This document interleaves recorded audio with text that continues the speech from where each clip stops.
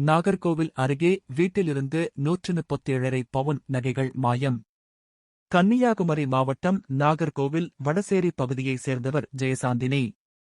இவரது கணவர் இறந்துவிட்ட நிலையில் ஜெயசாந்தினி தனது மாமனாருடன் வசித்து வந்தார். இதற்கிடையில் திருமணமான ஜெயசாந்தினியின் மகள் சினேகா கர்ப்பமாக இருந்ததால் குளச்சலில் உள்ள தனியார் மருத்துவமனையில் அனுமதிக்கப்பட்டார். இதனால் மகளை கவனிக்க ஜெயசாந்தினி வீட்டை பூட்டிவிட்டு சாவியை வேலைக்காரர்களிடம் ஒப்படைத்து மருத்துவமனைக்கு சென்றார்.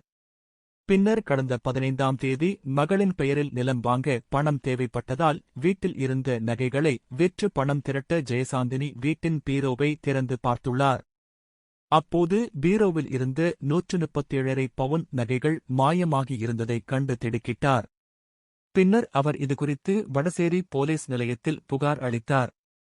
அதன் பேரில் போலீசார் வழக்கு பதிவு செய்து வீட்டு வேலைக்காரர்களிடம் தீவிர விசாரணை நடத்தி வருகின்றனர். இச்சம்பவம் நாகர்கோவிலில் பெரும் பரபரப்பை ஏற்படுத்தியுள்ளது.